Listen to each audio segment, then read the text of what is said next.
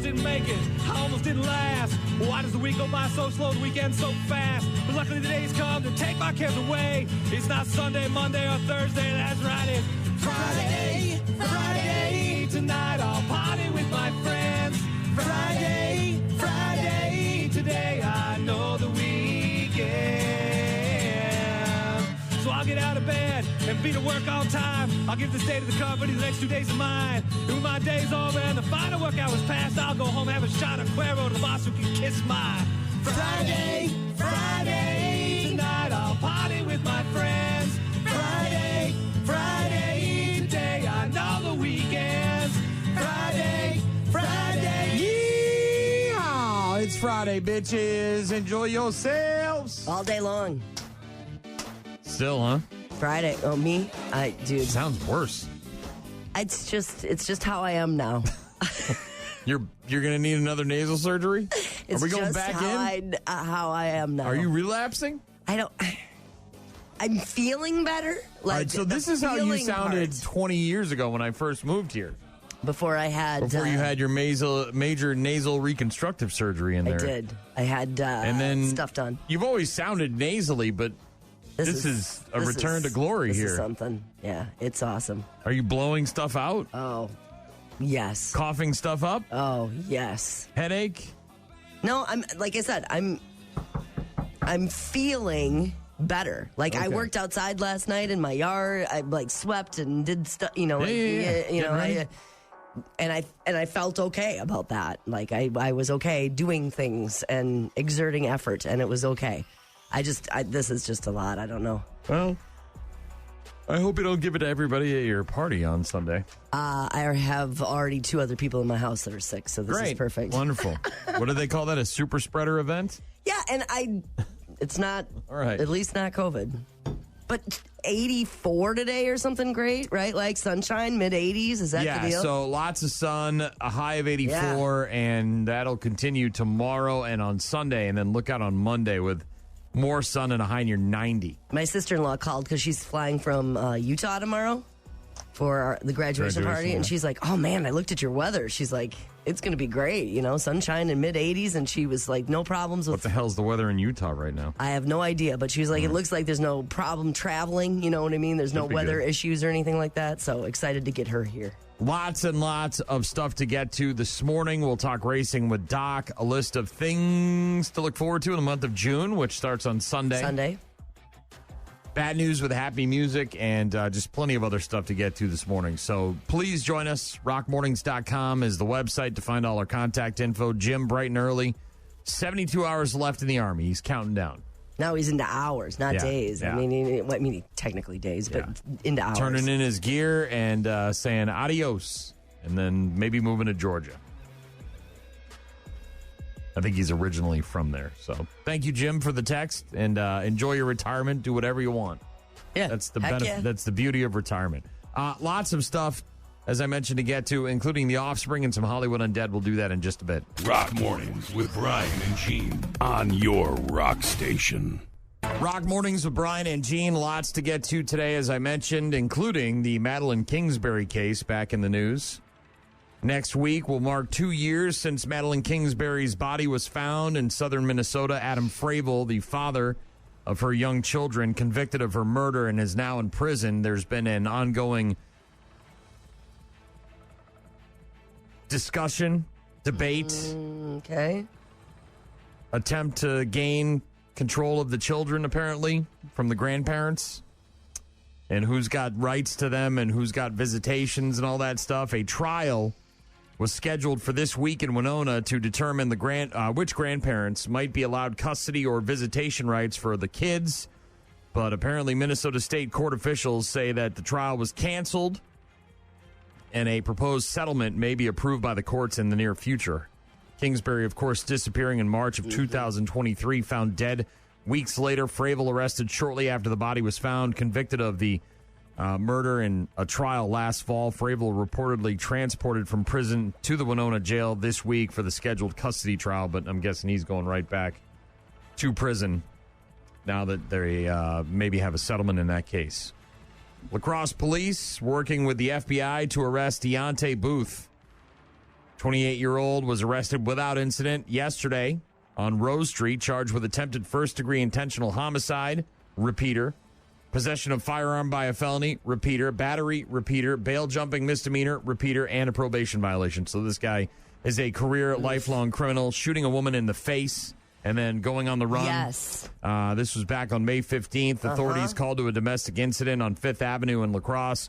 Dispatch said that a 20-year-old woman was shot in the face with a gun. The victim reported to authorities that she and Deontay Booth used to date. I guess he found out that his drugs and gun were missing. He then went to the apartment upset and demanded to see the victim, acknowledged to authorities that she had hid the gun and his personal belongings from him. At the time of the incident, the victim gave Booth the gun, and then there was a physical altercation between the two of them.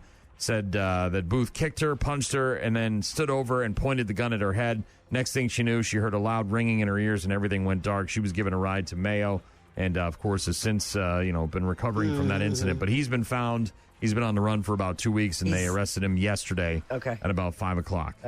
Okay, good.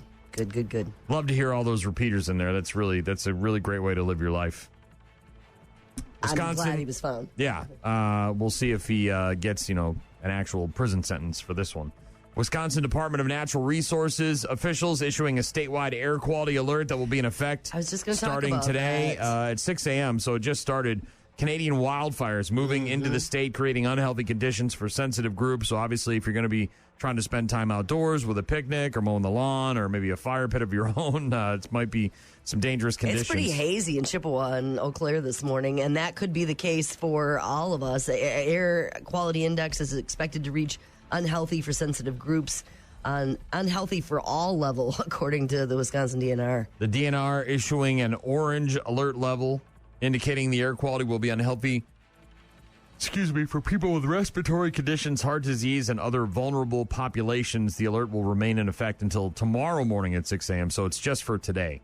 At least for now, the alert is. But it's creating quite hazy conditions in some areas because of that. Eventual sunshine in mid-80s, but that air quality situation is going to remain in effect all day. Obviously, the big news in the world today is that absolutely incredible video from the Swiss town where the the avalanche, the glacier, and ice and debris come crashing down the mountain after a huge chunk of the Birch Glacier broke off, wiping out the village of Blatton. People forced to evacuate. Apparently, one person missing. The snow and debris apparently leaving homes fully submerged, residents on the run. It's just, and you can see it all on video, which is the crazy part. 300 residents were evacuated a week earlier after experts were warning them of impending danger. The glacier collapse registered as an earthquake on the Richter scale with a measurement of 3.1. Drone footage from the Swiss broadcaster SRF showing the entire village covered in a vast plain of mud, soil, river running right through it. Crews there in the region confirming that part of the Birch Glacier broke off at about 3:30 local time and just came down that mountain and completely engulfed that 90% of the village. town is destroyed, by the way. Yeah, not only is the town destroyed, thankfully, again, it sounds like pretty much everybody got out. There is one person apparently missing, just probably not able to identify where they went. Last but not least, Sydney Sweeney, one of the most popular actresses in the world, is now selling soap made out of her bath water. Okay. I get it. If you are hot and you're popular and you're a celebrity and you want to make a lot of money, cash in on it. Just team up with a soap maker and put your bathwater in there, and you'll be a candle, or so many put things in a jar. Desperate, pathetic losers out there that are willing to spend money on crap like this. Mostly men. Oh, I don't doubt that. I'm not trying to stand up for my species here, but. Doubling down on a popular soap partnership, this time using her own bathwater to promote it. Collaborating with Dr. Squatch, not the first time she's collaborated with them. Oh, yeah. To create a new soap that the company and actress say is infused with a touch of her bathwater. So let's say you make a batch of soap where you've got 1 million bars and maybe there's 1 drop of her bathwater in there. And all you have to do is slap that on put it on a clever make a clever marketing scheme, and bathwater bliss. Bam, you're making millions of dollars because there's so many desperate losers who are going to put that up their butt or rub their wiener with it.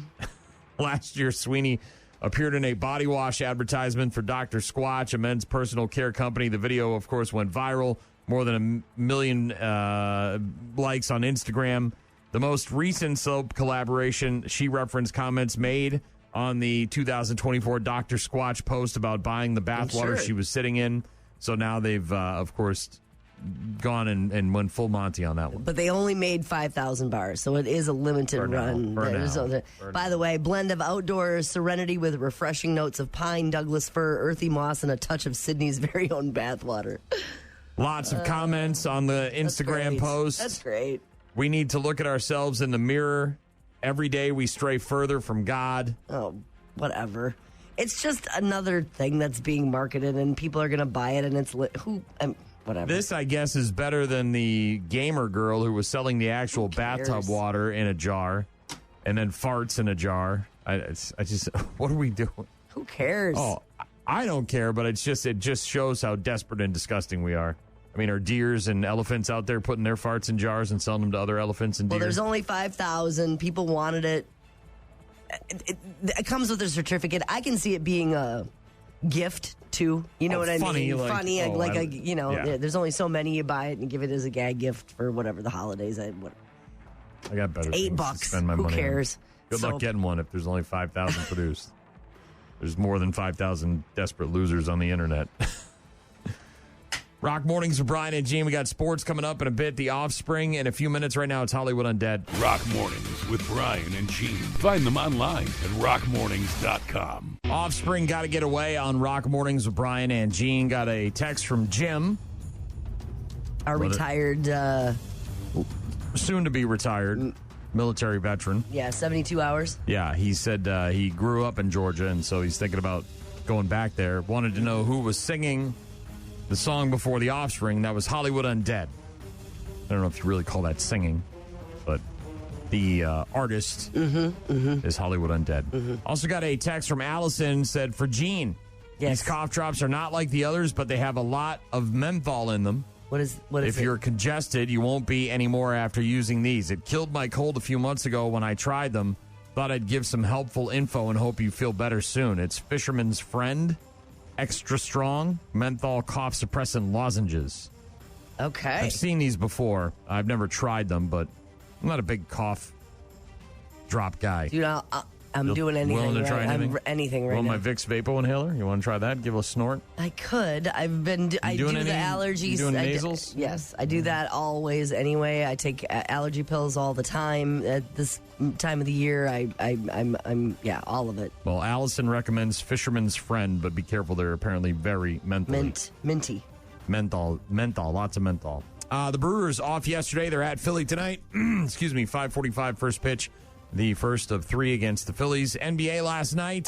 New York responding on runs each time. And the New York Knicks have looked elimination in the eye. And they are alive and kicking. And now the series to Game 6 in Indy with the Pacer lead cut 3-2. Knicks staving off elimination thanks to a 111-94 win over the Pacers. They still trail 3-2 in that series. No games, of course, in the NBA tonight. Game 6 of the Eastern Conference Finals is tomorrow night, New York at Indiana, 7 p.m. on TNT. And if the Knicks win, they force a Game 7. That's exactly what everybody wants, isn't it? Well, that's what the NBA wants. Yeah. More Game commercials. 7. Yeah.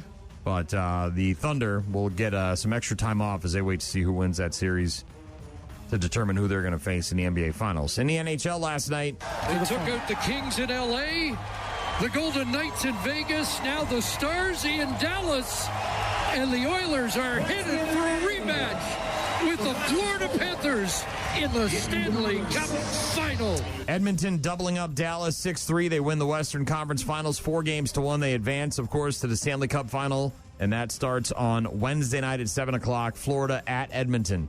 Lord Stanley's Cup, the most glorious trophy in all of sports. The history of that is so interesting to read about the engraving and, everything about it is just really interesting. Staying in the NHL, the third time in the past 3 seasons, the Seattle Kraken have a new head coach. The Kraken naming former New York Islander boss Lane Lambert as their next head coach. And the Capitals, in the afternoon yesterday, releasing some information that next year would be Ovechkin's final season. Then they had to retract and release another statement saying, oops, our bad, that's not true. What, he said no? Supposedly somebody maybe overstepped their bounds a little bit. But Capitals said yesterday that no decision has been made on Alex Ovechkin's future in the NHL after an email was sent to season ticket holders calling next season his last. The team on social media said the email was mistakenly sent by someone in the corporate sales department. God damn it, Steve. We have a whole bunch of stuff we're trying to do here, and you ruined it. You can't just accidentally say that, isn't it? I mean, you... Well, Steve did. I don't know what you want me to say. He didn't get the memo? Steve got the memo, but Steve apparently a little trigger happy there. Yeah. Steve apparently couldn't keep it in his pants. Chris Sale, former lacrosse logger. Yeah. The fastest pitcher to reach 2,500 strikeouts in his career. Pitched six scoreless innings. And the Braves beat the Philadelphia Phillies 9-3 last night to split a doubleheader. The Phillies won the afternoon game 5-4. Sale striking out Edmundo Sosa in the sixth inning for his 8th strikeout to reach the milestone. Did it in 2,026 innings pitched, surpassing the record of 2,107 and 2/3 innings pitched set by Randy Johnson. Sale became the 40th pitcher in Major League history to reach 2,500 strikeouts, joining Clayton Kershaw, Justin Verlander, and Max Scherzer, another former lacrosse logger, as the only active pitchers to have reached that mark. Really? So congratulations to Chris Sale. Cool. And One of 40? What's that? One of 40, basically? Yeah, in the history of baseball. So that's pretty rarefied air. Mm-hmm. Elsewhere, this one is on the softball field, not on the baseball diamond. Fouled away by Clements. And there go the lights. A rise ball so ferocious, it turned out the lights here in Oklahoma. Right at 10 p.m. It's not used to playing games this late. That's why. And some folks in the crowd get out their flashlights. Savvy-Pola, a well-deserved All-American year. Oh, there go the lights again. Well, this is an interesting subplot. We didn't have to take Big Ten After Dark that literally. I know, right? Yeah, the softball World Series Had some electrical issues? had some problems, or somebody found the light switch and, decided to have a light switch rave. The lights kept going out during the Women's College World Series, a game between UCLA and Oregon. Games On, off, on, off, on, off. got backed up earlier in the day due to the rain and lightning, so when the clock struck 10, they must have had some sort of automatic timer set, and they weren't ready for it, and so the lights went out. And after a couple of outages, the lights stayed on, and they were playing at a place called OGE Energy Park, by the way, which is ironic and funny. Another funny part to that story. Yeah. The cheat is grounded. They're going to tag them in a lot of posts about that. Nice energy as we're sitting here in the dark. Sports on Rock Mornings with Brian and Gene. Got a text from Mike. He said, Brian, you yawned on the radio, which made me yawn. How many other thousands of people do you think made yawn? You did. Well, Gene didn't yawn. I didn't yawn. So it's not that catchy. Sorry, Mike. Hopefully it wasn't while you were trying to swallow some coffee or something. Mm-hmm. Music in a bit from Linkin Park. If you need something, you can find our contact info at rockmornings.com. Rock Mornings with Brian and Gene on your rock station.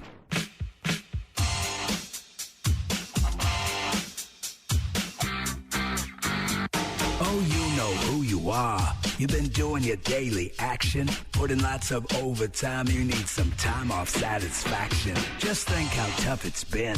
You've been putting out all that labor. If you use your wit, you can get out quick and do yourself a favor. Friday in effect, and you're pretty beat, I bet. It's been one tough week, you've hit your peak, and you've earned your paycheck. But now this week is over, and it's a little fun you're seeking. Your grin is wide, and I know why. Look out, here come the weekend. You know what I'm saying? I do. That weekend's gonna be a monster, y'all.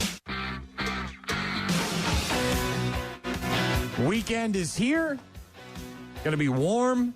Looking at 84 today, somewhere around 80 tomorrow.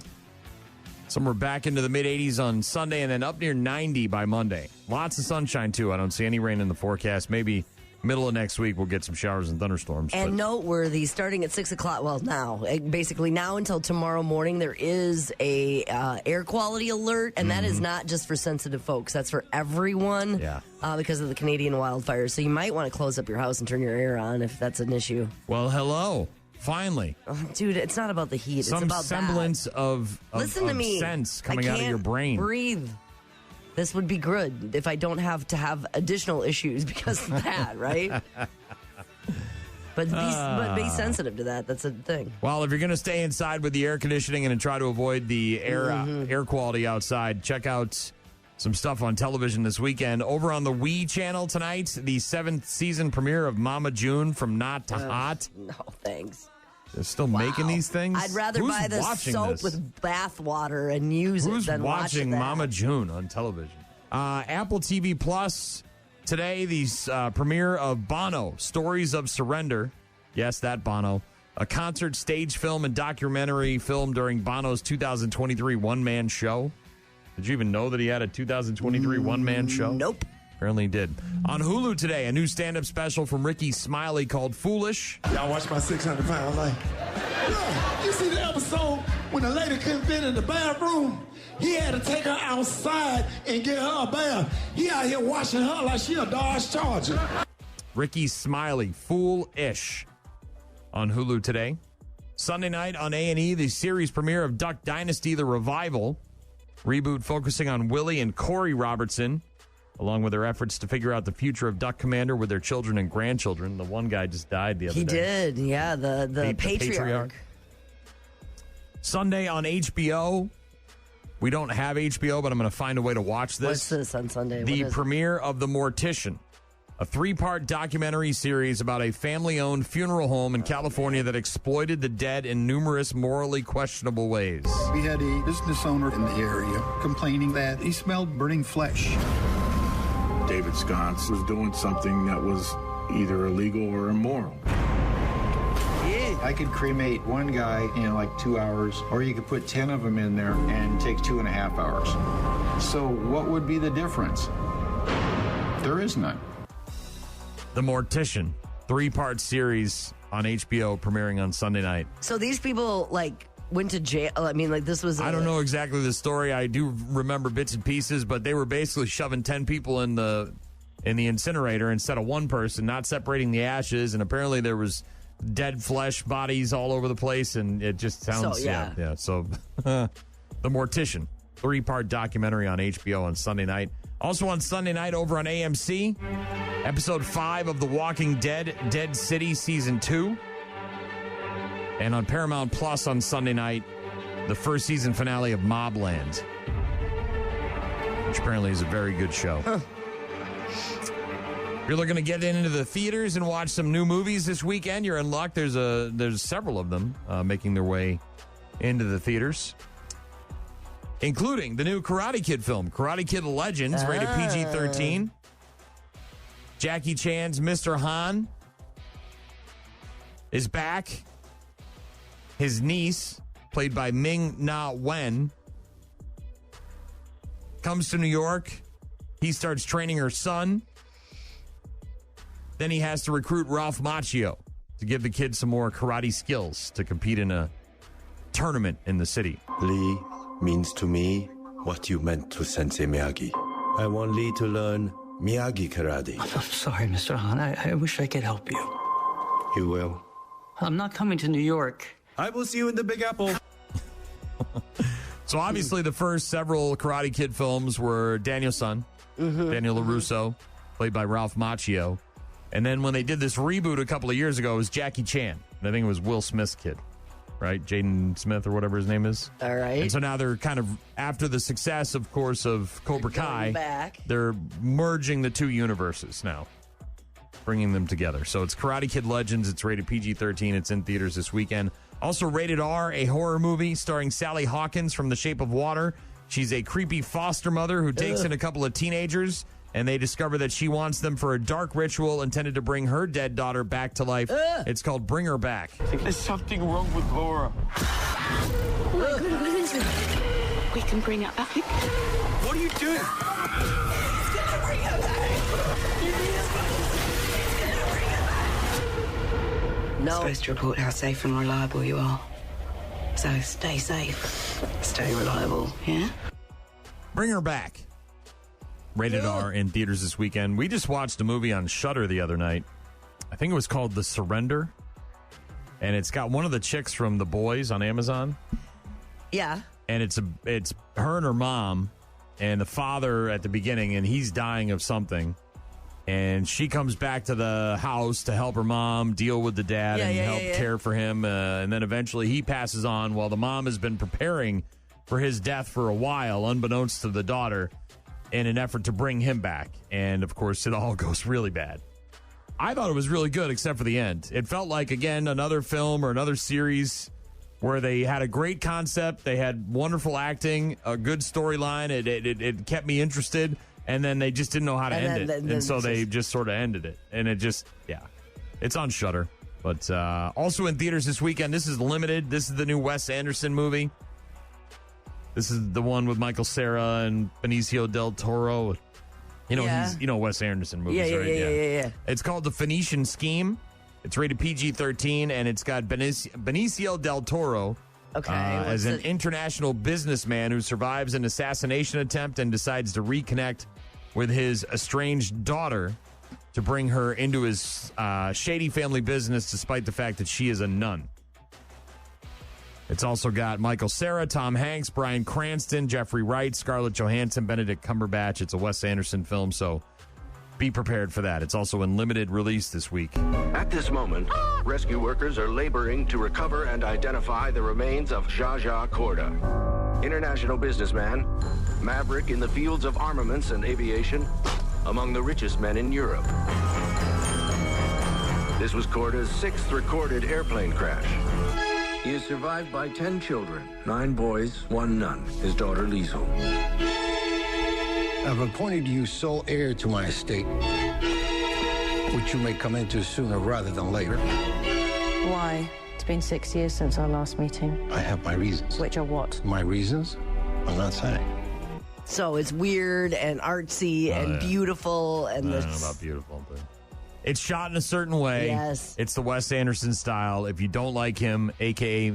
me, you're not going to like this one either. Kind of ornate and clever and complex and weird and can he do anything else? He's just remaking the same movie all the time. No, he's not. They're different. So but they're all kind of that way, right? Oh, yes, they are. That's what's in theaters this weekend and on the Boob Tube. Looking to go out to dinner tonight with some friends of ours. Not quite sure where we're going. We've got a drawing tomorrow night, a monthly drawing to get to. Chance to win a couple of bucks here and there. And then Sunday, there's a young girl who's celebrating her graduation. Mm-hmm. That's true. And apparently I need to make an appearance at this thing. You don't have to. You haven't. And well, then why? And I'm pointing. You can just do a card and money, and you not come. You can't hold Henry against me because you didn't even have one for him. Didn't. So it was COVID. You can't say anything that if you had one, maybe I would have showed up. You could have just acknowledged it, but that's okay. Well, you don't have to. The next time I see him at the bodega, pounding beers with his friends or whatever the hell he does, slip him a 20. I'll buy him around. There you go. Hey, I'll have pulled pork or hot dogs. Yeah, tell me about you. what is it normal? Yeah. It is. That wasn't a very convincing normal. I picked up my hot dog yesterday from Bubba's. What kind of hot dog? Okay. Like Bubba's good, hot dog. natural casing? Yes, okay, yes. Right. Grilling those, going to throw them in a roaster. All right, good.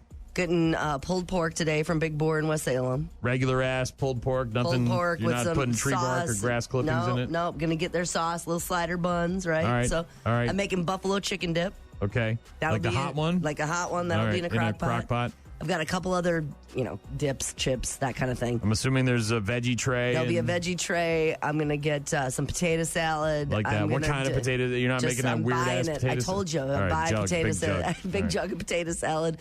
Melon. I'm going to cut up some watermelon. What's the beverage situation here? What's the beer? I'm going to have beer. We're going to have coolers of different things. Water, soda, obviously. What kind of beer? Is it all mass-produced? I know beer? that my husband bought, I think he bought a I don't know, a 12-pack or a case or something of Modelo because he loves that. And then he's going to throw in some, whatever. All right. Some other stuff. Maybe BYOB. And some seltzers and all that stuff because that's a jam. There'll be cookies. You'll be happy to know about that. Like cookies. There'll be homemade cookies. or store-bought? Store-bought. All right, so safety. Yeah, cookies. There'll be that. I'm getting the cake. I just got a small cake.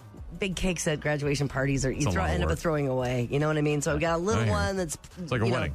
Get the sheet cake. Yeah, a little tiny one to acknowledge it, but some cookies. Yeah, that's kind of the deal. That's the jam. And then just a card with some money in it? That's it. Cash is king? Cash is king. All right. Yeah. I think I can do that. Got relatives friends coming in today, relatives starting to come in tomorrow. We've got a cookout at 11? our house. Huh? Starts at 11? 11 until 2, yeah. All right. So. But we've got 25 people coming over for a cookout tomorrow night at our house because we have relatives. Because that's what you do. Because relatives are coming in from all over and they're staying at hotels, and we didn't want to only hang out with them for those 3 hours on Sunday. That's lame. So I hope you get a little bit better between now and then because I sound great. Well, it's not even the sound. It's just, you're getting other people sick now. I'm way past being contagious. All right. We've got a lot of other stuff to get to this morning. Doc will join us after 8 o'clock to talk racing. Always a pleasure to hear from him. A list of things to look forward to in the month of June, which is this weekend. Sunday. And also going to be talking about that spelling bee that just went down. 100th anniversary. Yeah. More on that a bit later on. Right now, Rockfest music from 3 Days Grace. Rock Mornings with Brian and Gene. Find them online at rockmornings.com. Introducing the all-new Ford Solitude. Engineered for performance, but mostly for hiding from your family. With 0 kids, 0 noise, and 1 perfectly chilled cup holder for your secret iced coffee. Whether you're running errands or just parked 2 blocks from the house eating pretzels in peace, the Ford Solitude gets you there. Ford Solitude. It's not a car. It's a padded room on wheels. Now with Bluetooth for pretending you're on a call. Dude, I talked about this so much. Not necessarily that, but I can't believe of all the things that are in minivans, because they're making them for families, obviously. There's the screens for the kids and the thing and the stuff and the blah, blah, blah, blah, blah. The vents, different heat zones and cooling zones and all the things. I can't believe they haven't put in, the limo window.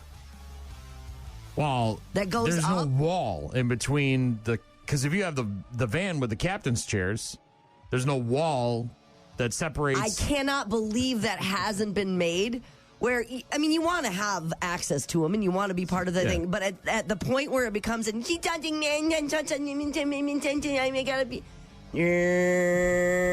window goes up and it's soundproof, so you can see them and they're fine and nobody's they're safe. But you and your person that are in the front, and you're listening to whatever music you want. You're talking about the things. Are you fighting? Window goes up. I can't believe that's not an option. How is that not a thing that's available in minivans? Nearly a third of millennial moms, 29%, get less than 30 minutes to themselves during an average day. Yeah. A survey of over 2,000 millennial moms revealed that the majority of those surveyed rarely have a moment to themselves during the day. 1 in 7 said they always forget what day it is due to being so busy, leading many of them Sunday, Saturday, put Friday, eating and Monday. snacking on the back burner. When millennial moms feel rushed, the car is the number one place that they go to for a snack break or just a 20-minute curb nap. 5-minute nap in the pickup lane at school. Other times of the day that moms sneak in a quick snack include when taking care of their kids, when they're cooking or doing chores. 37% eat something on the go every day. 44% of the people in the survey preferred not to take a snack while they're on the run. But that's why string cheese is a thing. Grab a Baby Bell and a coffee and you're on the road. Survey revealed that half of moms can't remember the last time they didn't feel rushed through a meal. That's your fault. Look, there's a lot of stuff going on for everybody. Window in a van. Why is that not a thing? Still sit down and enjoy a meal. You're past that, though. No, I know I am, but I'm just saying that was I mean, like, I Maybe they'll start incorporating could them. never figure out why that wasn't an option. 61-year-old former Marine. Mm. A badass. In Alaska. Got hit by a rock slide and was pinned under a 700-pound boulder on Saturday. But apparently the guy's going to be fine. Rescuers heard what had happened and said they fully expected to be recovering a body when they showed up. But it apparently pinned him in just the right way. He spent a couple of nights in the hospitals just so the doctors could monitor him. Said he's feeling good, joked that he's ready to go dancing. As it went down, and then it's a blur. I don't know what happened. I was tumbling. I landed in the water. I could hear that noise that large rocks make as they're rolling over each other. I landed up face down in the river, and then I felt the rock hit me in the back and pinned me down. So the guy's name is Kel Morris, Marine veteran. Went out with his wife on a hike. They decided to do a day hike, choosing to go along a quieter path. So these are paths that exist. They're not out there in the wilderness, blazing their own trail. No, it's a trail that they're on, and there's a rock slide? Yeah. They decided to go out, and then they were going to turn around once they felt they'd gone far enough rather than do a whole trail or stay out in the woods, maybe no it was camping. a 10, 20-mile loop, and they're like, eh. Apparently, giant boulder, however, derailing those plans, tumbling from the canyon side, triggering a multi-agency rescue effort. Just before noon, the crews there, the emergency crews, alerted to a 4th of July Creek headwater emergency. 911 call coming in from a relatively remote location. A woman had called stating that her husband was underneath rocks and stuck in the 4th of July Creek. The waterway pours into the Resurrection Bay, originates from a series of glaciers, however. The call came in by cell phone. Luckily, they had cell service. It's amazing that they did. And we had GPS coordinates right away with coordinates to reference. Crews are now looking for the 61-year-old. His name is John, Kel Morris, I believe is the wife, who had been reportedly pinned by a boulder miles down the creek. He was stuck there, ice-cold water flowing around him, and the water levels rising by the minute. Yeah. And they were able to get the boulder off of him? The team were able to trek towards him on foot and with all-terrain vehicles. They say it was a slog, and slowly but steady advanced toward the man, characterized the terrain as extreme.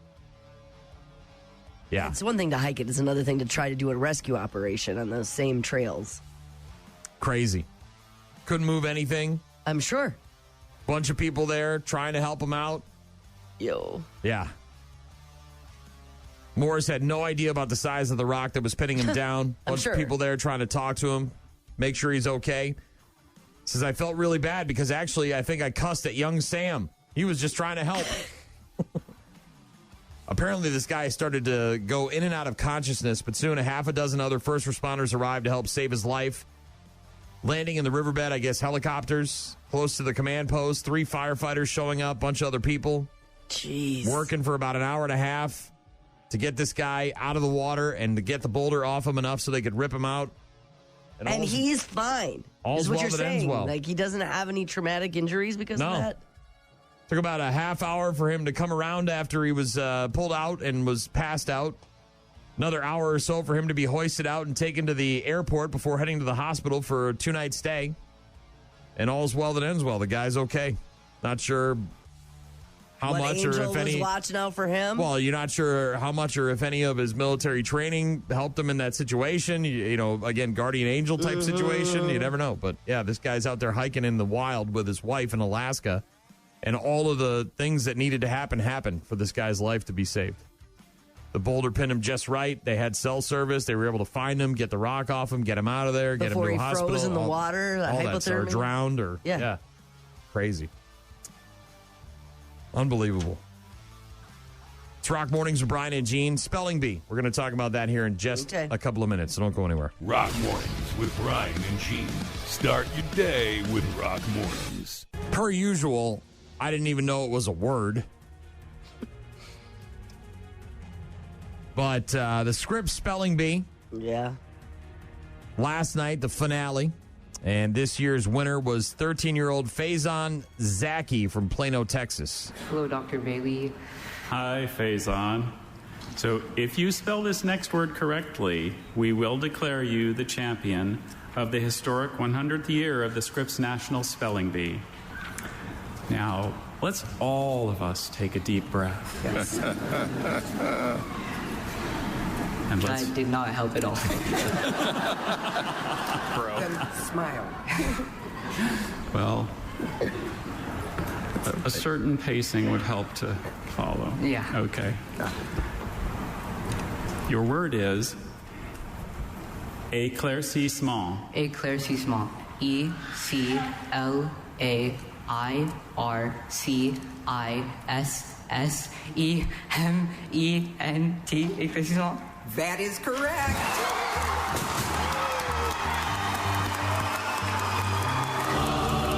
Congratulations, Faizan Zaki. You are the 2025 Scripps National Spelling Bee champion. Somebody peel him off the floor. We have a winner, a champion, and Scripps CEO Adam Simpson will now present the trophy to Faizan. Faizan Zaki, you are the 2025 Scripps National Spelling Bee champion. A little bit of humor from the kid. Runner-up last year. About the deep breath, he said that didn't help. Not at all. Chuckles from the crowd. Bro. And then about midway through the word, he knew it, and he owned it, and he got all excited, and he... I don't even know what he said. What was that?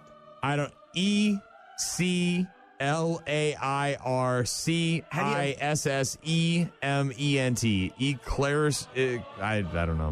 Have you ever heard of that word before in your life? No, but that's why they win these things, because these words don't get used in real life. These are just words in a dictionary. Of something obscure, by the way. That's what it means. A clearing up of something obscure. The Scripps National Spelling Bee last night, and that kid from Texas, 13-year-old Faizan, who was the winner-up last year. Yeah, runner-up last year. Got himself the trophy this year and spelled a word that none of us knew existed. This is depressing, though. Look, we're not supposed to know these words. These are strictly words for Scrabble dorks and spelling bees. But what? Because nobody, even in a magazine article or in a newspaper, you're not going to read that word, right? No one uses that in print. I don't even know what it could be French. I don't know what, you know what I mean? Right. But this is the depressing part. Oh, gosh. A website looked at a bunch of internet search data to put out a list of the most problematic words for Americans to spell. Words that were associated with phrases like, how do you spell or how to spell. This wasn't Google Trends. It was just some website.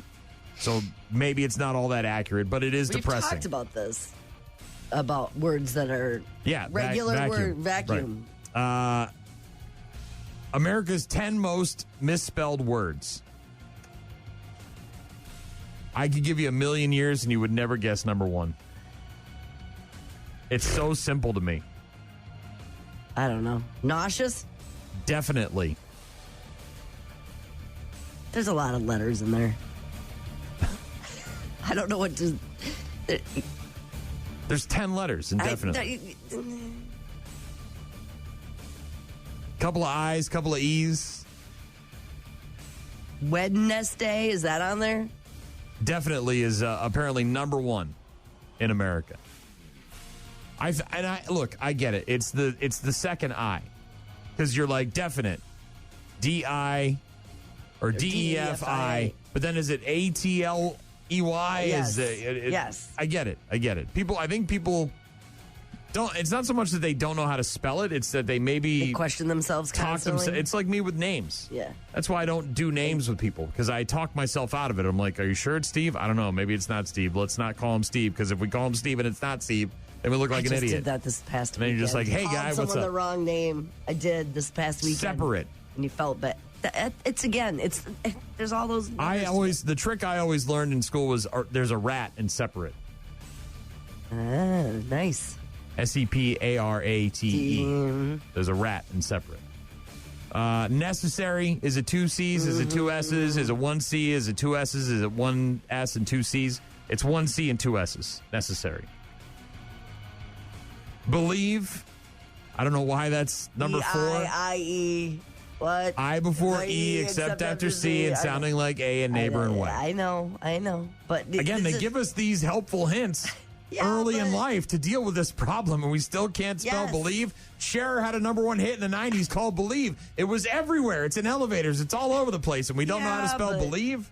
I mean, come on, man. But you question yourself because you look at it and you're like, is that right? Scripps National Spelling Bee winner last night, 13-year-old kid from Plano, Texas. Obviously, he has no problem spelling any of these words, but according to a website, looking at internet search data, these are the most misspelled words in America. Accommodate? Is that on there? Because it's the double letters again. Number 5 is through. THROUGH. Through. As in, I went through the door. Or not as I threw the ball. Drive through? Yeah. THRU? Yeah. Apparently, we don't know how to spell through. Gorgeous is number 6. The GEOUS, I think, probably catches people. Because you don't say gorgeous, right? Not necessarily spelled how it's pronounced. Where you don't neighbor, again, the EI thing. Neighbor and way, it's in the phrase. It's in the solution. It's in the hint. Sounding like A and neighbor and way. I before E, except after C. Business, maybe the double S thing again. Where is the double S? Is it bussiness or is it business? No. Favorite. I just feel like these are very simple words. I use them on a daily basis.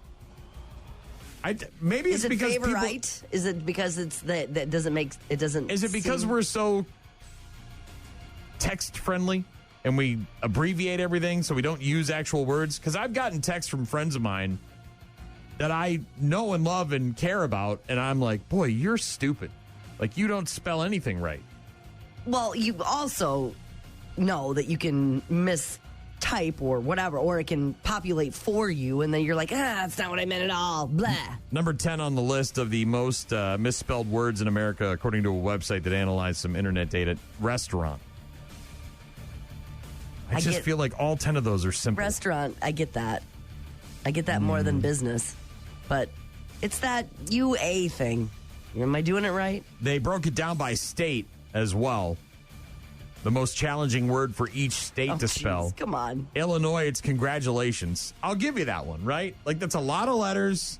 We usually shorten it up to congrats. Don't spell it. Just it don't worry about it. auto-populates on Facebook. I get all that. Is it a D? Is it a T? It's a lot of letters in there, a lot of syllables. Iowa, again, has trouble with the word through, THROUGH. Minnesota struggles with successful. 2 C's, 3 S's. And in Wisconsin, it's different. Different? DIFFERENT. Different. Not pneumonia? Because that, what? PNEUMONIA. What? Pneumonia. What? See, that's a little bit. I think we just don't care. Charcuterie?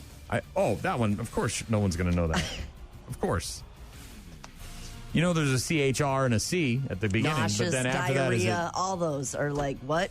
I don't know. I think as a species, maybe we just don't care anymore. Well, it so much can be just spell checked. Right. You know what I mean? Like, I'll attempt to get you the word, and if it's close enough, I just have to right click, and then they correct it for me. But yeah, I definitely wouldn't have been able to spell whatever the hell that word was. I don't even know. That is, yeah. The meaning is clearing up of something obscure. ECLAIR. Could you use it in a sentence? CISSEMENT. No, because I've never even heard of it. I'd say that's a made up word.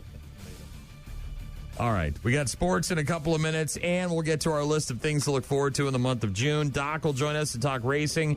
Bad news, happy music as well. And if you need something, rockmornings.com for all of our contact info. It's Kill Switch. Rock Mornings with Brian and Gene. Find the daily podcast at rockmornings.com. KSE, I believe, on Rock Mornings with Brian and Gene. The Brewers starting a series against the Philadelphia Phillies tonight in Philadelphia, 5:45 first pitch. Knicks over the Pacers in the NBA, 111-94. Knicks trailing in that series, 3-2. They will play Game 6 tomorrow night, New York at Indiana, 7 p.m. on TNT. In the NHL, Edmonton moving on after beating Dallas 6-3. They will be in the Stanley Cup Finals to take on the Florida Panthers. The first game of that series is on Wednesday night at 7 p.m. on TNT with Florida at Edmonton.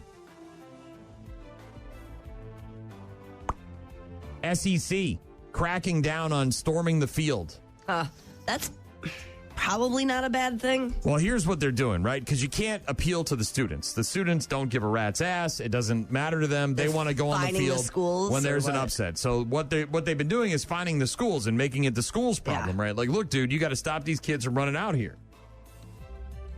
And so what they've done is they've fined them. And they've done incremental fines where, like, the first one is this much, and then it goes up, and then it goes up. Now they're saying, no, it's just going to be $500,000, $500,000 every time it happens.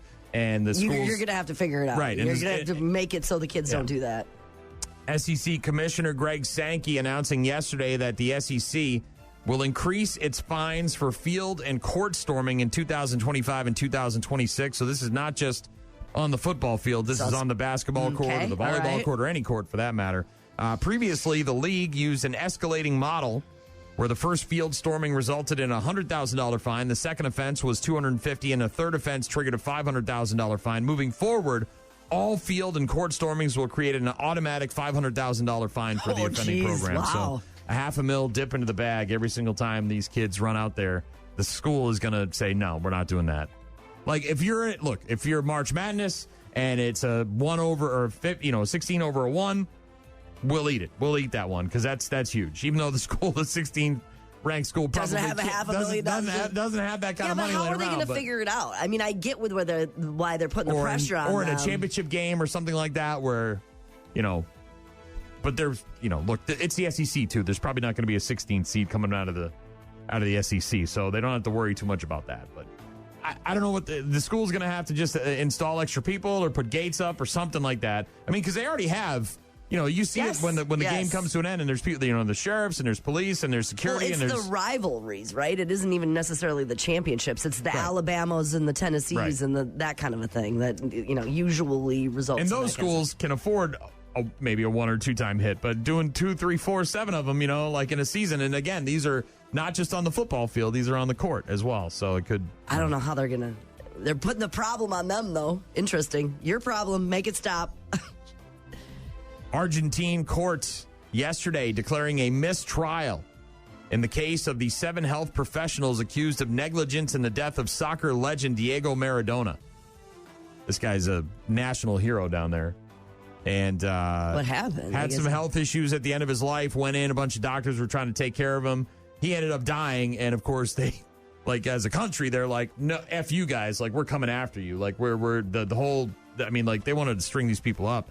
The latest twist in a trial that has captivated the nation and the soccer world for more than 2 months. Judges ruled that there would be a new trial without specifying when or where that would happen. The decision comes after one of the 3 judges overseeing the trial stepped down over criticism surrounding her participation in an upcoming documentary about the case called Divine Justice, which spans the aftermath of his death to the start of the trial. So one of the judges is in this documentary and stepped down because of that, and now they called a mistrial, and they got to start all over again. Holy cow. Right? Sports on Rock Mornings with Brian and Gene. Shorty down in Florida. What's he got to say this morning? Wants to hear Bayou by Gunshine. It's a really good song. Doc gave it a thumbs up. I'm not playing that. I don't care what Doc says, and I'll never play that. I've never heard it. I don't know anything about it. What are you talking about? Shorty smoking that meat and smoking that reefer down there in Florida in his pool. Sorry, Shorty. Request something good. Don't request crap that I don't know. I'm not going to play some stupid song by some stupid band. If you want to hear some Are you high down there? Slayer or some Cannibal Corpse or something, then let me know. Bayou by Gunshine. Ooh, Corrosion of Conformity. You want to hear some COC? We can do some COC. We'll do some COC next. Rock Mornings with Brian and Gene.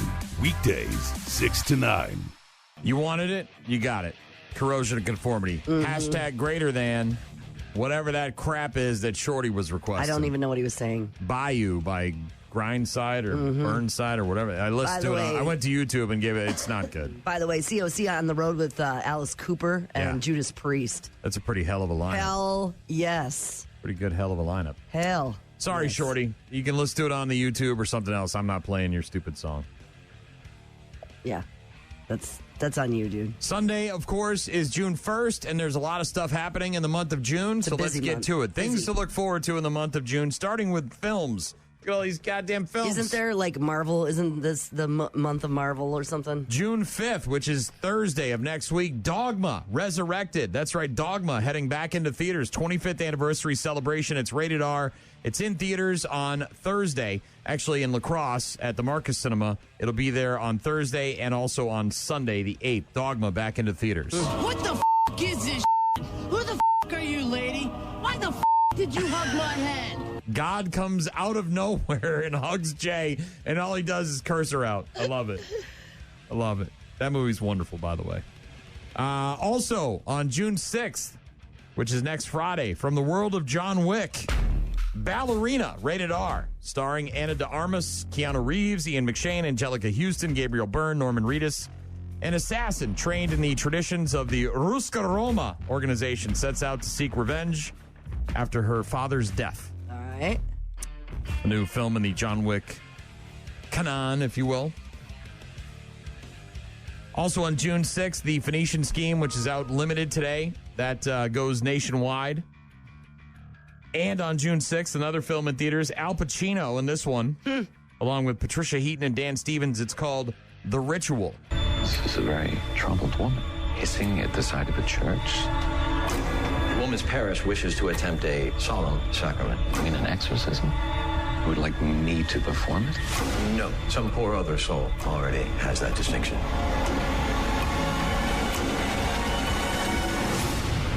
We are the Lord's army in this battle.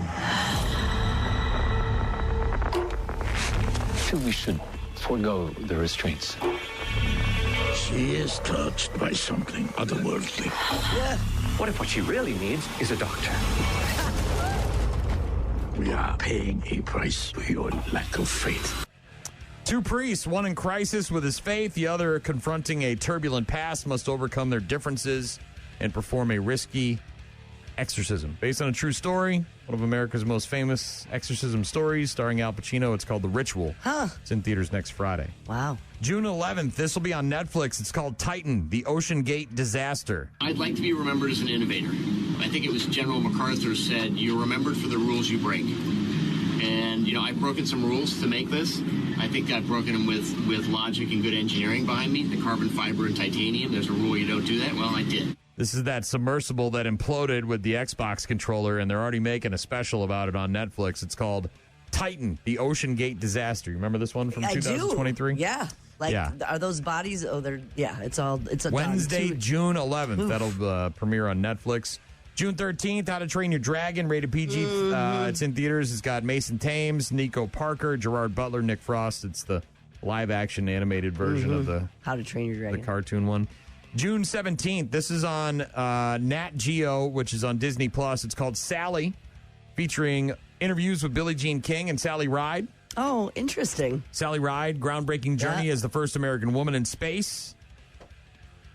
Find out more about her. That's on June 17th. That's a Tuesday. June 20th, 28 years later. Fast Zombies are back. No. There were so many dead. No. Infected and non-infected alike. That's why our home is so precious.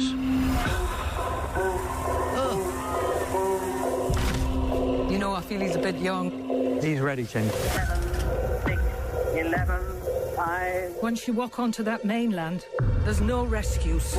Jack O'Connell, Aaron Taylor Johnson, and others, a group of survivors of the rage virus, live on a small island. One of the group leaves the island on a mission into the mainland, discovers secrets, wonders, and horrors that have mutated not only the infected, but other survivors. So it's the original one back in theaters? Is this no, 28 years later. So it was 28 days later, then it was 28 weeks later, and now it's 28 years later. It's rated R, obviously. June 20th, this is in theaters. It's called Bride Hard. It stars Rebel Wilson, Anna Camp, and Stephen Dorff. Funny? Comedy? Yeah, funny one. Yeah. Mercenary group takes a lavish wedding hostage. They have no idea what they're in for, as the maid of honor, Rebel Wilson, is actually a secret agent ready to rain hellfire upon anyone who would ruin her best friend's wedding. It's called Bride Hard. It's in theaters on June 20th. On the 27th, big one, looking for Oscar nominations, F1, starring Brad Pitt, Javier Bardem. It's about a Formula One driver coming out of retirement to mentor and team up with a younger driver. Some people look at Sonny Hayes. They see a guy who lives in a van, a gambling junkie who missed his shot, the best that never was. But I see possibility. June 27th, F1 in theaters. And also on the 27th in theaters, Megan 2.0. The little girl android robot is back 2 years after her rampage. The creator resorts to resurrecting her infamous creation in order to take down Amelia, the military-grade weapon who was built by a defense contractor who stole Megan's underlying tech. Remember Megan? I do, yeah. They got to bring her back to save the world from another robot. Megan 2.0. Huh. June 27th. As far as television shows are concerned, Tires, Season 2 premiere on Netflix.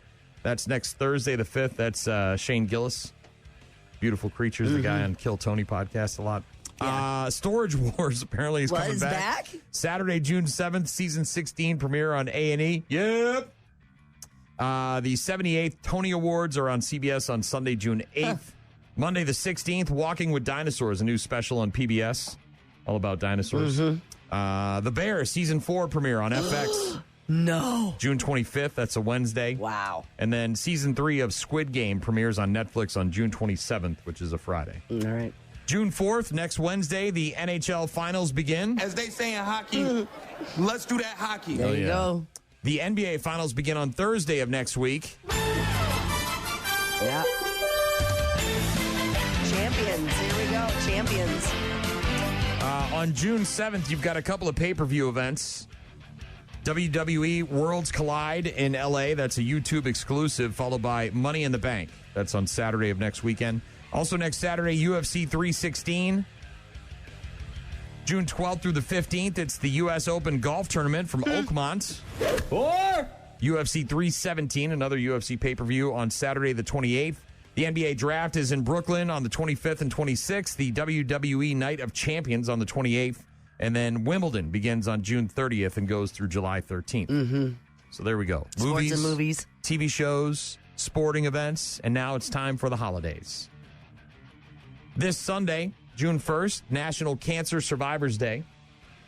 Recognize people who have kicked cancer's ass. For sure. Also, a very important holiday because it's National Heimlich Maneuver Day, and we have had so many stories. I saw it on TV. I watched it on YouTube, whatever. Yeah, and people who have saved other people's lives just from learning the Heimlich Maneuver. June 2nd, which is Monday, National Leave Work Early Day. Take this job and shove it. I ain't working here no more. I'm actually going to do that on Monday. My sister-in-law's in town. June 4th, next Wednesday. Very important day for the state of Wisconsin. Tell me more. It's National Cheese Day. My name isn't Cheese anymore. It's Gordon Pritchard. Oh, yeah. Cheese. Yeah. Didn't we lock you in the dumpster one time? I got out. Speaking of cheese, did you see the videos of the cheese rolling that just happened last week? Like down the mountain? Where they chase it down the hill? Bro, this one guy, you got to watch it. I can't do it justice. Did he? I don't know how he lived. I literally don't know how this guy lived. He hit once, he bounced, he went like 10 feet in the air, but he went like 40 feet down the hill. He was up, it's insane. Insane. National Cheese Day on Wednesday the 4th. D-Day, of course, on the 6th. National Best Friends Day is on the 8th of June. A boy's best friend is his mother. National Egg Roll Day, Thursday the 10th. Get some egg rolls. National Jerky Day on Thursday, June 12th. Look, Jerky, I don't need to talk to you. Flag Day on the 14th. Bourbon Day also on the 14th. Drink some bourbon. National Dog Dad Day on the 14th. Rosé Day on the 14th. Bunch of alcohol. It's also World Gin Day. Ooh, I like that. On June 14th, which like is a Saturday. What do you put in your gin? Tonic and lime. More gin. Monday, June 16th, continuing with some of the holidays in the month of June. Monday, June 16th is Take Your Cat to Work Day. No. Why would you do that? Traumatize the thing. It's also World Sea Turtle Day on Monday, June 16th. I like turtles. Juneteenth on the 19th, which is also National Martini Day, and World Tapas Day. You know what goes well with a martini? Little tiny snacks. Tapas. Yep. It's a Thursday, though. National Take Your Dog to Work Day is on Friday the 20th. Like to see some dogs in the office. Mm-hmm. The first day of summer on the 21st. National Onion Ring Day is on Sunday the 22nd. Detroit-style Pizza Day on Monday the 23rd. Anthony Bourdain Day on the 25th. I'm Anthony Bourdain. That's right. I write, I travel, I eat, and I'm hungry for more. Cook something out of one of his cookbooks on Bourdain Day. National Work From Home Day on the 26th. Food Truck Day on the 27th. Love that. June 27th is also PTSD Awareness Day. Very important to be mindful of that, especially if you're lighting off fireworks in your neighborhood. Try to take those people into account. And on June 29th, it's National Bacon Burnt End Day. Father's Day also on the 15th of June. Yeah, Father's Day on the 15th. I Daddy. skipped that one. Mm-hmm. But there you go. Some stuff to look forward to in the month of June. Holidays and movies and TV shows and sporting events. It's a good gonna month, be a June. busy It's month. packed. Yeah, busy. Lots going on. Packed. Why not 2 in a row from Corrosion to Conformity? Makes sense to me. Rock Mornings with Brian and Gene. Find them online at rockmornings.com. 8:15-ish on Fridays during the NASCAR season. We are joined by the one and only mid-pack legend, Mr. Technicality, Car 54, Billy Doc Niles, a.k.a. Captain Retirement, a.k.a. hashtag Mr. Fister, a.k.a. hashtag this guy. Happy July. Happy 4th of July. It's just about a month from now, so let's practice. Happy 4th of July. Hashtag this guy. I'm kind of anal. That's what all the guys at the campground say. Hashtag this guy. He's got it locked on the rock. He's listening to the doc. I know Shorty does because he's obviously smoking something wacky tobacco in that pool of his. Hashtag this guy. You're getting a thrill by listening to Bill. Mm-hmm. Are you, Gene? Usually. Hashtag this guy. He gets to stay on the box. Oh, it's the only place you want to stay. Hashtag this guy. Going to have to come from the back. Only place you want to come from is the back. Hashtag this guy. Going to be a big one for them. That's what she said. Hashtag this guy. He could be coming from your backyard. Coming from all over the place, Gene. Hashtag this guy. A lot of beating and banging. Sounds like a good weekend at Doc's house. Hashtag this guy. Nothing says you can't slip one in without saying anything. Ooh, Sneaky Pete. Hashtag this guy. First day with the new tongue. I'm waiting for it. A little bit of practice. Hashtag this guy. God damn, I'm going too fast. Happens. Go too fast, Gene. Hashtag this guy. He sees her. He doesn't have time to turn away from her. Blasts her in the rear end. Stop it. Your face. Hashtag this one of the few things I take true joy out of. I look forward to that moment every week. Hashtag this guy. Whoa, what am I touching here? Whoa, what are you touching there, Doc? Well, I was listening to your news report at 6:15. I got online and I ordered my very own bar of soap from Gene's Bathwater. Nice. So limited, very limited, Doc. Just limited edition. Yeah, one bar, just a Doc. Tens and tens of them are tens and tens of them are being sold. Ones and twos of them are being sold. Yeah. Well, Doc, we had a Indy 500 that was a little exciting there with Palau getting the win. Do you want to comment on that at all? Well, it's the only disappointing thing about that whole ordeal all weekend was Kyle Larson not only not completing the 500, but then also crashing out of the 600 too. So it was pretty much a failed effort on his part. First thing I want to do today is wish my dad a happy 83rd birthday. You see my dad around? Yep. Dad's 83 today. If you see him at the racetrack tomorrow night, he'll be on that big broom truck. Stop by and wish him a happy 83rd birthday. Midwest racing fans are saddened by the passing of legendary ASA driver Mike Eddy. Passed away yesterday morning. Eddie was a 7-time champion of the ASA National Series, winning 58 races throughout his career. He was 72 years old. He's pretty much described as the Earnhardt of short track racing, but nice guy off the track, bound and determined to get by you one way or another on the track. So, sad news for Midwest racing. After the Kansas race, we told you about the penalties that NASCAR handed down to Chris Buescher's 17 car. The NASCAR appeals board kind of let that go a little bit. They took the points penalty from 60 points down to 30 points. That moves Buescher all the way back up to 16th in the point standings. Right now, he's on the cusp of the playoff run. However, all the other penalties stayed intact, including the crew chief suspension, the $75,000 fine, and the 5 points from the chase. So that's at least he has a better chance of getting in now.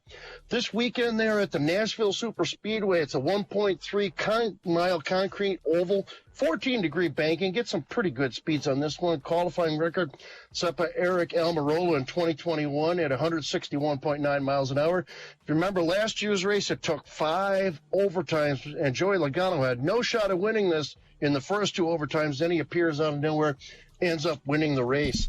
Fantasy experts say like Larson, Elliott, and Hamlin. When I filled mine out last night, Byron, Chastain, Bell, and Reddick all good on these concrete tracks. VegasInsider.com via the BetMGM app brings us our odds this week.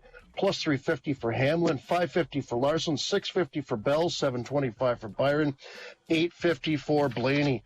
Red Cedar Speedway. Hey, let's talk about this here real quick. 5 days away from that big high-limit sprint car series. Yes. Showing up at the track next Wednesday. Speaking of Kyle NASCAR Larson. champion Kyle Larson. Yeah. Speaking of Kyle Larson, he's going to be Larson's there. going to be... Yeah. He's going to be in our backyard, kids, so make sure you get your tickets early. Casey Kane will also be there. Rico Abreu will also be there. HighLimitRacing.com is the only place to get your tickets right now.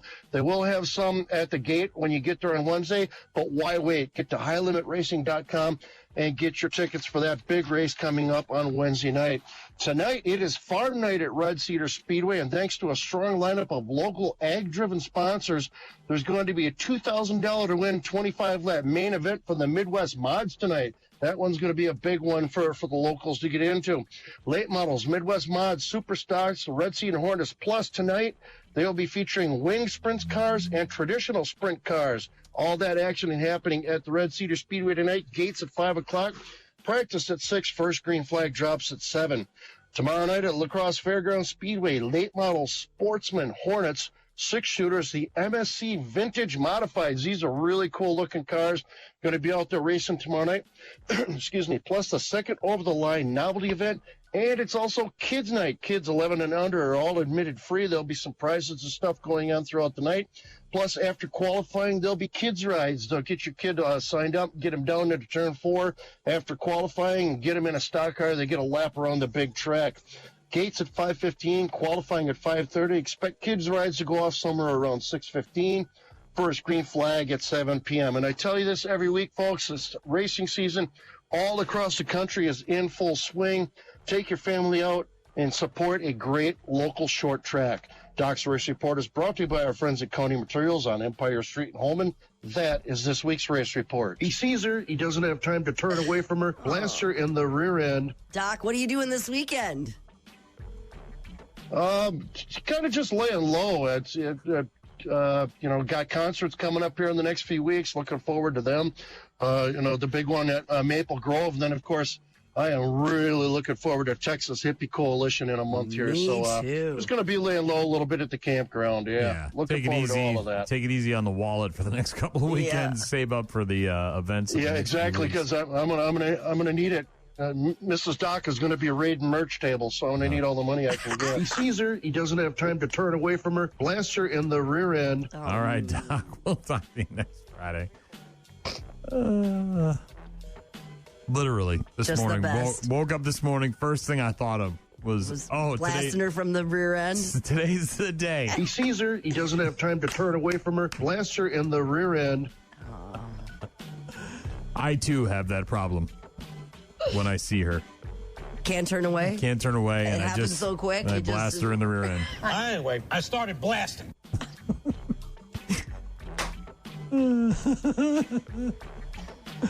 Doc's Racing Report each and every Friday. That guy, huh? At about 8:15. Always a pleasure. Bad News Happy Music is coming up in just a few minutes. Get to our daily check-ins as well. We'll hear from Hinder in a couple as well. Rock Mornings with Brian and Gene. More from Brian and Gene is coming up. You're about to enter a beautiful, exciting, wonderful new world. The cockroach living in your nostril. Now that's just nasty. Add in some haven't pooped for 30 days. Poop is raining from the ceilings. Poop. And sprinkle in some hashtag Florida Man for flavor. Florida man. Florida man. Florida man. Florida man. Florida man. Florida man. Florida man quits his Burger King job, steals all of their chicken nuggets. It's bad news. Bad news. With happy music. Let's rock. Rock Mornings with Brian and Gene. What? Remember at the end of the Cass Street Bridge? There was a building that kept getting hit by vehicles? That constantly would be getting hit by vehicles that for whatever reason were coming down too fast or didn't know where the hell they were going or were drunk or whatever. Couldn't see a building. They took the building down and they still kept getting cars. Like for They're what selling that lot. It's like you can't put anything there. Maybe a net at the end of it, right? Put a net down there to catch all these people that can't drive and crash into the building that was there. Well, this is maybe not as many times, but this is now the second time that a car has gone through the roof of a Veterans Hall in Excelsior Springs, Missouri. And when I say roof, I mean roof. Like we're talking like a bingo hall, right? A Veterans Hall, right? Where they have the VFW. It's not like a huge building. It's not like a 4-story building, but they yeeted. They like into the air. And now then this is like just weeks after it happened where they're still fixing the roof from the last time. And the car has gone through the roof again. When we come down here and the car's embedded in the building again. That engine comes out. I couldn't imagine how a human wouldn't come out of the car if he wasn't wearing a seatbelt. Okay. This is like, we just had a story a couple weeks ago. Remember that older gentleman who did the gas instead of the brake and crashed into the bank and then came back a couple weeks later and crashed into the bank? Same bank, same time. And they had just same put car. up like plywood. They still hadn't fixed Very it. Kind of similar. like this. The only thing different with this is it wasn't the same person. Guys. In Missouri, a car going airborne, crashing into the roof of a Veterans Hall. Now the second car to do so in just a couple of months. In fact, they were still repairing the damage done from the first car. And those are some witnesses that saw the car go yeet into the building. And you got to see it, too. It's like fully, like, it's not just laying on top of the roof. Like it's, all you see is taillights. What in the world? Mm-hmm. And there's video of it, too, by the way. Oh, it really gets in there. And the engine comes out and it ends up on the front lawn. It hits a flagpole. And the person lived? Yeah. Come watch this video. You got to see this. Yeeted? Yeeted. Watch this thing. Watch this security video here. It's through the roof. There we go. There's the. All right, so maybe it's 3. Look at that. That's the engine. Look at it. All right. Look at it. Always. So it came off of a road above. I don't know, man. That car just yeeted. So there must be a road. Yeah. So there's a road, I don't know, maybe 200 feet behind this thing, and it's up higher. And it just must have gone off the road and And the engine comes completely out of the... They need a railing or something on that road above. Some sort of railing. Guardrail. Mm-hmm. Elsewhere, speaking of car crashes, a guy in... I don't know where this is. A hammered man crashing his car into another car in a motel parking lot. The police show up, obviously, and ask for his ID. And he tried to bribe him by slipping him a $20 bill. So maybe the best thing to do would be to take care of that right here in Brainerd. Like, we can keep this on the DL for $20. Hashtag Florida man. Adon Jacinto Domingo found himself in a precarious situation over the weekend when he collided with another vehicle in a motel parking lot and then attempted to bribe the responding officers with a 20 spot. Here you go, officers. How about this? This was on Sunday at the Nex Motel, NEXX. If you like that, I got a 5 spot, too. That's how you know it's good. Police receiving reports of a vehicle striking others in the parking area, so not just one car, but others. That was plural.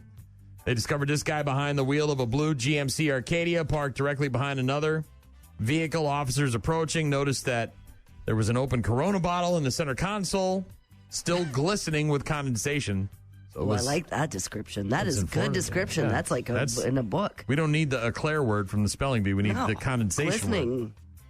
Observations of Jacinto Domingo revealed very red, bloodshot, glassy eyes, accompanied by a strong odor of sweat, urine, and alcohol. Oh, geez, that's a good combo, huh? He peed himself. Yeah. Leaned on the door as he stepped out of the vehicle. When asked for his driver's license, he hesitated and attempted to offer a $20 bill to bribe the two officers present. Who bribes with a $20 bill? Well, and two officers, man. Maybe one, you'd get away with it. You get me out of a jam? Situation escalated as he began acting erratically, even attempting to grab one of the officer's vests, leading to his handcuffing despite resistance. They ended up deploying the taser. Got him on the ground, got him into the handcuffs, and took him off to jail. Multiple counts, including battery on a police officer, conspiracy to commit bribery, assault on a police officer, resisting an officer without violence, disorderly conduct, DUI, and driving without a valid license. Making it rain for the cops. $20. Just keep this on the DL, just between you and me. $20? Like you and me for $20. We just sweep that under the rug. I wouldn't even give somebody's ID back to him for $20 when I was a bouncer. I'd be like, hell no, man. It's going to cost you a lot more than that. That's what I'm saying. Sweep that under the rug. Take your whole The bidding career starts at 50. If you want to keep drinking tonight with your buddies, it's going to be a 50 spot or more. Yeah. This guy, it's caught on video, so this is just lunacy. Not sure why he was mad, but this guy tried to commit arson by setting a restaurant on fire. However, accidentally set himself on fire.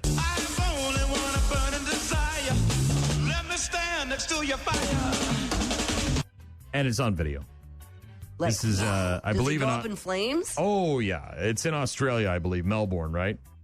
Unknown man pouring liquid from a gas can around the premises before accidentally setting his clothes on fire. Police releasing the closed caption TV and an appeal to the public to help find this guy. Yeah!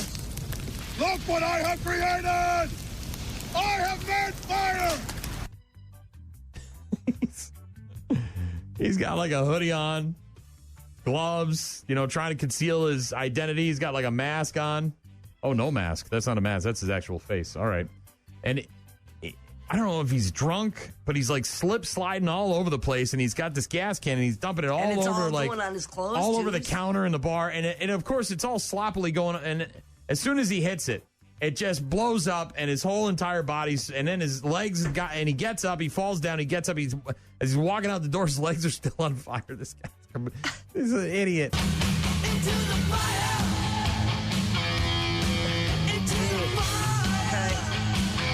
Yeah.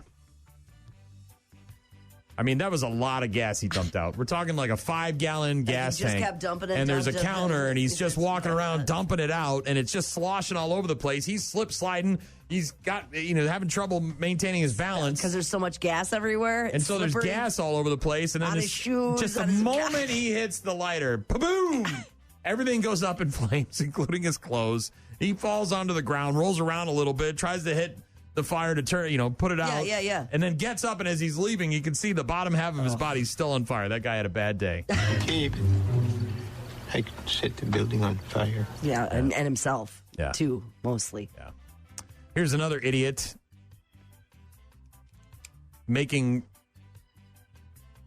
responsible gun owners look stupid just by association, unfortunately. A guy in Ohio trying to sell a handgun accidentally shot himself in the leg. I have a gun in my room. You give me 5 seconds, I'll get it. I'll come back down here. Boom! I'll blow their brains out. Scott, you just don't get it, do you? You don't. No. So, like, he was showing him how to use it, and what's the number one rule here with the guns? The number one rule. Well, right? he has it. Is it on Marketplace? I don't know. What's the number one rule with the guns? I don't know. Number one rule: don't shoot yourself. Well, no. Before that, it takes that option out of the equation. You don't load the gun. You take the bullets out of the gun. Well, yeah. If the gun has no bullets, then there's no problem here. Was it in the chamber though? Did he not see it? Police called to a hotel. Which is where all the good gun sales happen. Report of a man who had shot himself with his handgun. Found with a wound to his leg. Police were told that he was showing the handgun to his brother-in-law, to whom he was selling the gun, when the incident occurred. Here it is. Take a look. Yeah, and both men, by the way, legally permitted to own a handgun. Why wouldn't you just come over to his house or go to his house, Or meeting I mean, like, why did this have to be done in a hotel? Were there other nefarious things happening at the hotel besides the gun thing? What, the story would lead me to believe. Yeah, I think Injured so, man too. taken to a hospital, later cited for illegal discharge of a weapon. Yeah. What were you and my brother-in-law doing at a hotel? Yeah. Not a lot of info on that one, but rule number 1, take the bullets out of the gun. Well, yeah. Unless you're, going to the gun range to show him how the gun works. Not in a hotel room. But not in the Motel 8. Leave a light on for you. I mean, seriously. Good. Bad. I'm the guy with the gun. Hashtag Florida man. Police are looking for a guy with a very long mustache. This is one of those YMCA. Like a handlebar? Yeah, like one of Raleigh these. fingers thing? No, not Raleigh fingers, not curled up. One of these ones. Okay. Like is it called a Fu Manchu, I think? Yeah. Really long, like bushy this. as well, very bushy. Yeah, it's got that biker gang mustache from the 80s look to it. Stole a ferret from a pet store by stuffing it down his pants. To me, it's crazy because we have cameras all in the stores. So the little bit of camouflage that he did do wasn't very camouflaged because it was right there on the camera. Very easy to be spotted. That ferret real bad. Richard Gere? That was a gerbil, right? That was a gerbil. No, he wanted it as a pet, I'm assuming, right? He couldn't pay for it, so he just put it in his Richard pants. Gere wanted walked gerbil out. as a pet? Did he walk out? And it with just a ferret accidentally in his ended up his pants? butthole? Jacksonville police looking for a guy. Stole a ferret from a pet store, putting it down his shorts. Happened on Tuesday night at the Petland on Beach Boulevard near Hodges. Incident report describes the man as having a unique long mustache, wearing a blue Under Armour cutoff shirt with Navy logo shorts. Man fondles the ferret for quite some time before putting it in his shorts. There's, of course, video of this as well. The best part is as he's walking out. Does he look like he has a ferret in his pants? Yes. He's got it in the front, and he's holding it right where his penis is. Shush up. Yeah, as he's walking out the door. Shush. Oh, I'm looking at it right now. Don't they have claws? They do, and teeth as well. And, maybe not a very great place to put a ferret. Little claws? Down there in your pants. I'm pretty good in the pants department. They're playful, aren't they? Curious, They can affectionate? be. Yeah, they scurry around. I had ferrets when I was a kid. You gotta be careful. I mean, they're nice for the most part. Yeah. But I wouldn't put ferrets in my pants. I'll tell you that much. Feels high maintenance. Hashtag Florida man, though, putting ferrets in his pants. Well, hello, Mr. Fancy Pants. Couple more. I love hearing these stories because I think it's genius. This guy went about it the wrong way, though. 37-year-old man in Ohio named Joshua Huey went to a Home Depot, pretended to be a sales rep from DeWalt. No way. And started cutting open sealed boxes, including lawnmowers. And taking them? Used bolt cutters from a neighboring aisle to break a lock on a metal gate containing power tools, damaging the gate in the process. Did he take the power tools? Then he attempted to walk out of the store with a flatbed cart loaded with 23 items, including DeWalt batteries, saws, blowers, and grinders, merchandise worth about $4,200. Obviously, this guy was arrested. He was charged with felony theft, possessing criminal tools, and vandalism. Was he wearing a DeWalt shirt and the whole thing, like dressed up like a... The store has handed video footage of the scheme over to the police, and yes, he did have a DeWalt. Again, these you could get away with this. Yes. If he went to damage things, you think? If he would have just came in, grabbed some DeWalt stuff and said, even a little extra planning, call ahead. Hey, the DeWalt guy, we had a recall on some of these tools, and the guy's coming over and gonna pick some stuff up. Or some 17-year-old kid that works at Home Depot and wears an orange apron for 8 hours a day. Is he going to question this guy in the DeWalt outfit? You look at me, man. I'm all DeWalted up. I got the DeWalt. I got the shirt, the shorts, the shoes, the gloves. Look at me, man. Do I look like a guy? I don't got time to mess around with you. I'm here for the recall. Time to answer questions for 17-year-olds I at home. can't. I'm here to DeWalt the hell out of this place. I'm here to DeWalt this place. Taking all the... Again, I just feel it's, similar to any of these... Such a missed opportunity. The pizza thing, right? You show up at the pizza place dressed like the pizza guy, like, where's my next delivery? And you just grab a box and you leave. They're not going to know. When did that guy start working here? I don't know. I thought they came for a recall. Didn't you know? Didn't you get the message? The beer guy. Sorry, I got to take some of these beers out. They're past their due date. It's what my job is. I can't help it. We had that guy, right? The beer guy a couple years ago. Yeah. I think these things could work a little more often. If you just didn't go in there and start bashing the joint up, you could get away with it. And you have to have a DeWalt cart. You can't just borrow the I'm going to borrow this Home Depot cart. Well, you could, but I think if you don't go in, the more official you look, the more chance you got to get away with it. And like you have a purpose. I'm going here for this item, this SKU number. I'm here to get these because they're bad. And then you take all of those things, right? I'm here for the leaf blower. It's got a malfunction in the battery. And then you just wipe out all the leaf blowers. Can you remember the worst smelling fart you've ever smelled in your entire life? No. Not any of them? Can you remember one that was like so bad? No. I mean, nothing stands out? No. This woman remembers because it apparently gave her a 7-year sinus infection. It did not. Have you been in to get your nose looked at recently? I haven't. Maybe her fart did not cause not her fart, her ex-boyfriend's fart. It's also not a thing. It did not cause a 7-year sinus infection. Her name is Christine Connell. And she is trending after she claimed that her ex-boyfriend's nasty fart gave her a sinus infection that has lasted for 7 years. We dated like 7 years ago. I've had a persistent sinus infection ever since he and I stayed in a hotel one night after I had surgery, and he farted terribly. I got my sinus infection cultured today, and it is E. coli. You usually don't get E. coli in your sinuses because E. coli is from poop. I don't know. How does that get in your sinuses unless you have a boyfriend who farts disgustingly and you are forced to inhale it because you are immobile after ankle surgery? I'm annoyed by her. You don't have a 7-year sinus infection without, you didn't go to the doctor? Or you went and you got treated for 7 years and it just kept coming back. I'll tell you what happens then. You go to an ENT and then they do sinus surgery on you. I know. How long have you been sick? You've been sounding really... I know. It's like 11 days, 12 days, something like that. Did you sniff a fart 12 to 13 days ago? She didn't either. That's dumb and made gave up. You a sinus infection? Is that your issue?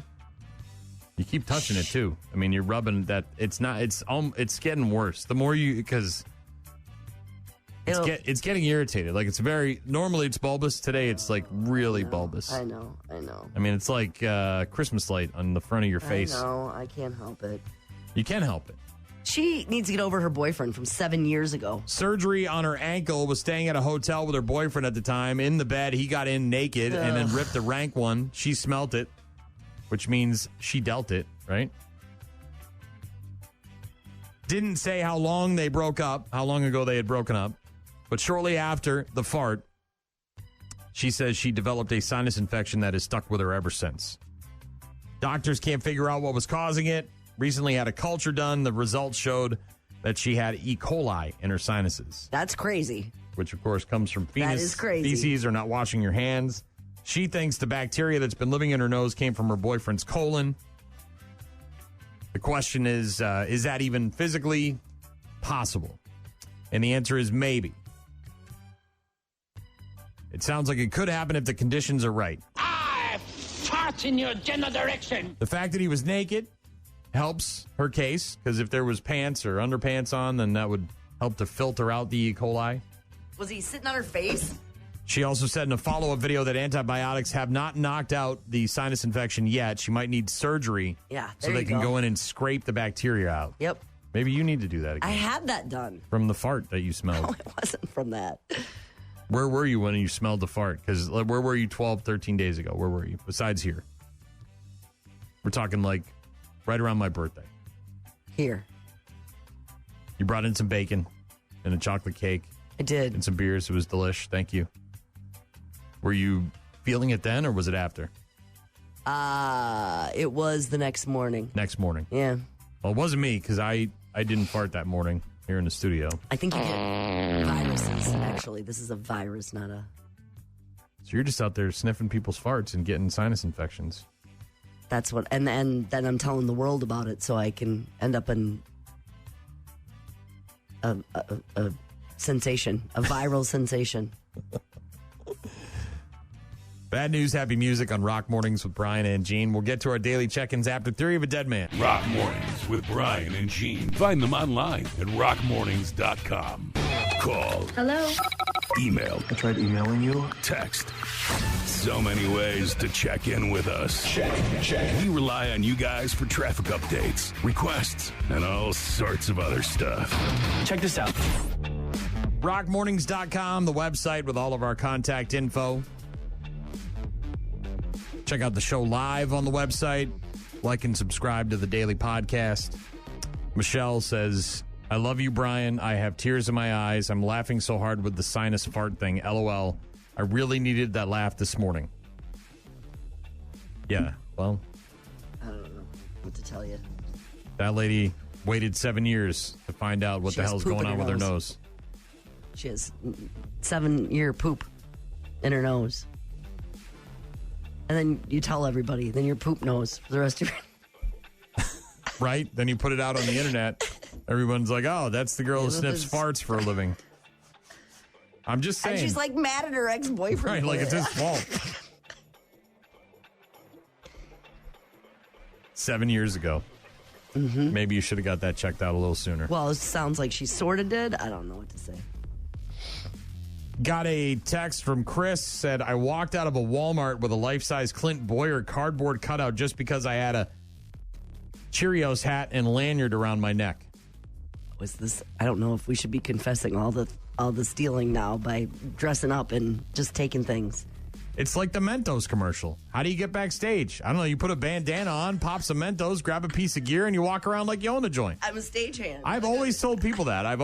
People are like, we were at the thing with the concert and the wedding, the thing, and they're like, can you get us backstage? And I said, look, it's really not that. Well, it kind of is. There's nothing going on back there. Not like the Motley Crue heyday. Exciting. Yeah. There's just a bunch of dudes in tight pants and Vans walking around. And Chuck Taylors with, tight black pants on with tape and that's it. And cables. It's not like it used to be. It's not like a, Coke fest back there. Half-naked women. Mm-mm. And I brought him back there, and sure enough, I always tell people that. Like, I don't know, I just walk around and no one bothers me. They have a cutout now? And this guy, Chris, has got himself a cutout because he was dressed up like Clint Boyer. I think more people could get away with stuff. Right? We're not advocating that. We're just saying that. I wouldn't do it on a scale of Home Depot. Mm-hmm. Start at the grocery store, the little mom and pop place. No. Walk in like you're the cigarette representative. No, because then you'll get busted. It's the big, like the Chuli's gum representative from Clerks, right? You walk in like the Marlboro man, sorry, these cigarettes, they got a recall on them. I got to take these cigarettes back. The recall, now you got a $200 carton of cigarettes. Batteries. I get that. Right. The batteries could leak. They got all sorts of fluids in them, and you don't want that in here. We're going to be back hazardous with materials. Yeah. We've got replacements coming. That's going to be on the truck tomorrow. The guy, Bob's got that truck. He's coming tomorrow with their. I got to take these out. Yeah. Bad batteries. Going to be a problem. Could explode. Yeah. You don't want that. Somebody texted in. Earl said, "What if the away team storms the court? Then the home school would still have to eat the $500K." Yeah, I wondered about that too. I think it's the school of the fans that storm the court. I don't think it has anything to do with who's home and who's away. Played. So, if the fans in Wisconsin are at Marquette, if the Badger fans are at Marquette and Badgers upset Marquette and the Badger fans, then Wisconsin would be on the hook, and that's only the SEC. This is not the Big Ten, obviously. But I'm just $500,000 though. That's a lot of coin. Mm-hmm. A lot of coin. Shorty wanted me to play Bayou by Gunshine. I listened to it. It's terrible. No, thank you. Mm-mm. But to each their own. Mike wondered if my yawn triggered anybody else besides him to yawn. Not me. You're so stuffed up, though. What the hell are you going to do? You got poop in your nose? You're a mess. Do not. Hey, Stephanie Wise was our winner of date night this week. So she's going to Saxon Hall, eat some delicious pizza, have some beverages, and then go see a movie. And from Allison earlier, those Fisherman's Friend cough drops. Yes. Maybe that'll help you. Yeah, that could help. Maybe don't sniff so many farts. Shut up. It's a virus. It won't go away. Virus, you can't pass a virus on to somebody, right? But your other people in your house are sick too? One. So what do they got? This. So you're all sniffing farts over there? Open the windows, man. No, close them. Turn on the AC. Bad air quality today. Yeah, 84 and bad air quality today. Might continue this weekend with those Canadian wildfires. Have a great Saturday and Sunday. We'll talk to you on Monday.